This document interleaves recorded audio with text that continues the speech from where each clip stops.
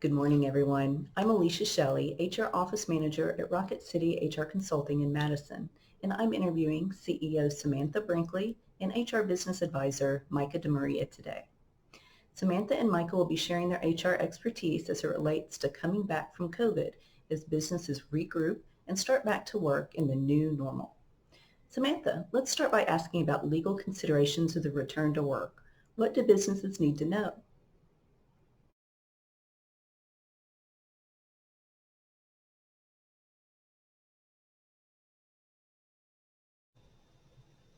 First, there's three key things that you need to keep in mind. First is the current COVID-19 status. The second is high-risk employees. And the third are child care obligations. So with regard to their COVID-19 status, you need to know if they have been exposed to COVID-19 or if they are currently infected or if they've been infected within the last 14 days. So you're going to have some way to ascertain that information as employees come back to work. You're also going to want to make sure you have your protocols in place, such as masks, cleaning supplies, thermometers, whatever else you need to make sure that all of your employees are safe when they come back to work. The second thing is with regard to high-risk employees. So if you're ready to bring everyone back, but you have somebody that's a high-risk employee, you're going to want to have a process where they can self-identify that they're high risk. So you don't want to just assume that based on their age or what you may or may not know about a medical condition that they're high risk, but give every employee the opportunity to let you know if they're high risk. And they may also have somebody living with them that's high risk, so there are other things that you might not know about that you do need to ask your employees before they come back. And it's better to let it be their decision rather than you making a decision on their behalf. And the third is childcare issues. So even though most schools would be out of session by now, a lot of the summer camps and programs that would normally run are not running now. And so you need to make sure you provide enough notice so that they can find childcare to take care of their children if they have children that are not able to stay home alone by themselves. So keep in mind that any of this information you get regarding their child care status or medical information, that you do need to keep that confidential. So barring all of these issues, if you had people that were able to telework during this COVID-19 period, you should be able to bring them back to work fairly easily. Now, you may have had situations where you've had to furlough or lay off employees, and those situations are slightly different. Let me quickly tell you the difference between a furlough and a layoff. In a furlough situation, people that are furloughed are technically active employees, and in this situation, they were allowed to collect unemployment insurance, but they were still an active employee technically on your payroll, even though they weren't working hours. A laid off employee is somebody that you technically severed their employment relationship and that you were not planning on bringing back.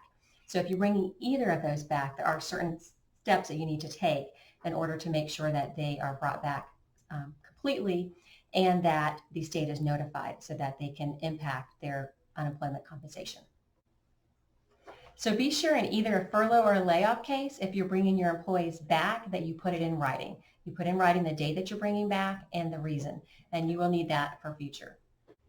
Samantha, that's an excellent point that many employers may not already know or think about. So Micah, how does this affect state new hire reporting?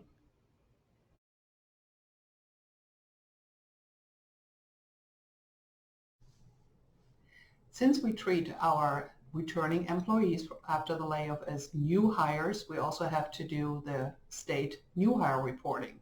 And for all of you that have employees out of the state of Alabama, maybe in the Northeast or somewhere else, you also have to comply with the new hire.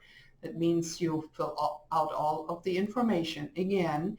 And what you really have to look out for, if somebody might not want to come back to work after being laid off, you will also have to put that in a comment part for the new hire system. And is that the same process that employers will have to go through for federal I-9 and E-Verify for returning employees as well?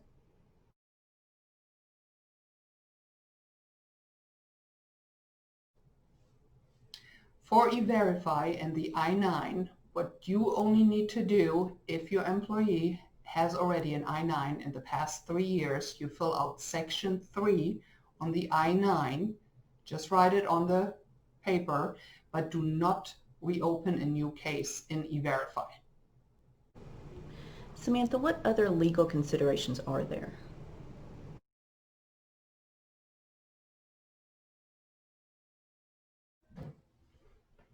Aside from state reporting and I-9 documentation, companies may need to do other new hire processes if they're bringing back an employee that's been laid off.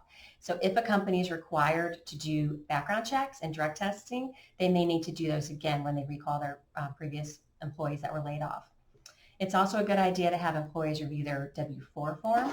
Those were modified recently, and it's just a good idea to make sure that nothing has changed with their withholding status. This can also impact benefits. So if an employee was out of work for more than 30 consecutive days, it could be considered a major life event, and it could trigger a special enrollment period for benefits. So keep that in mind and review your benefits with your employees before they return to work if they were absent for more than 30 days of work. And one final thing is you should talk to your broker to determine if there are any implications to your retirement plans. Good advice, Samantha. So, Micah, what else do businesses need to have in place regarding new policies and procedures that have arisen due to COVID?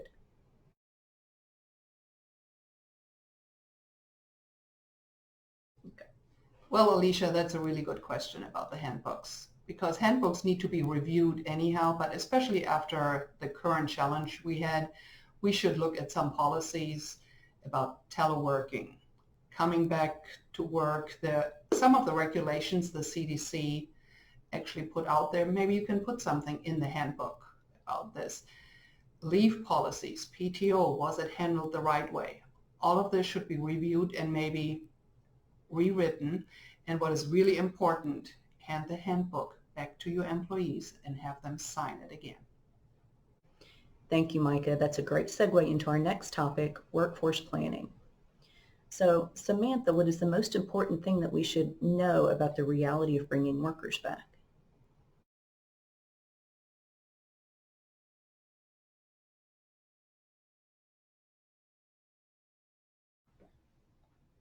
Have a clear plan of who is coming back to work and when, and this should be based on legitimate business reasons. All of your high-risk employees should be self-identifying so that you don't unwittingly commit age or disability discrimination. Also, don't use this as an excuse to get rid of employees that you had problems with before. If you hadn't documented them for discipline, bring them back as if you would regularly and continue with that process as an employee. So be sure you follow CDC guidelines and recommendations on protecting your employees when they return to work. So this can be setting up different shifts and different days for your employees to make sure that they have the appropriate space to keep the distance socially so that they're at least risk of infecting other people if they do come into contact with the virus. Another thing to think about is if employees are refusing to return to work, that's a situation that's been brought up several times.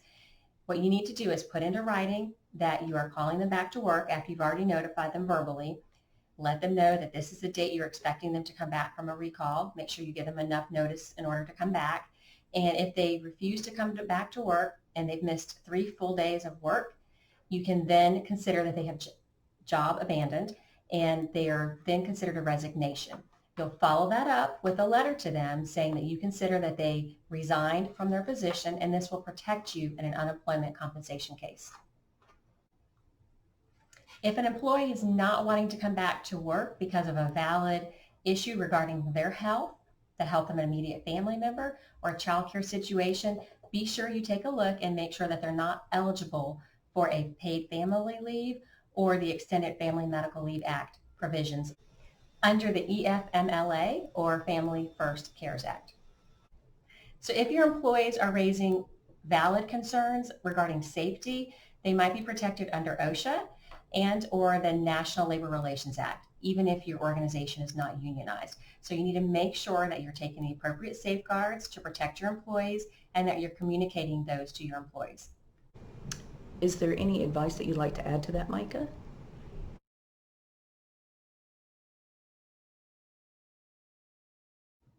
One of the most important parts is keep open communication with your employees. They might still be worried about things. Just think about our diverse workforce here. We have individuals or employees that are from other states that might be still closed down and they have family there.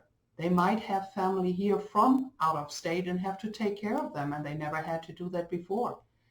One other challenge you have here, we have And I personally, I have family in Europe.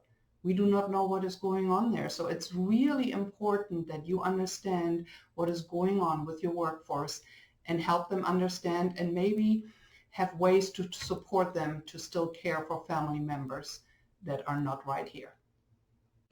Samantha, if businesses in North Alabama need additional assistance with any of the things that we've talked about today, Rocket City HR Consulting is available to help, correct?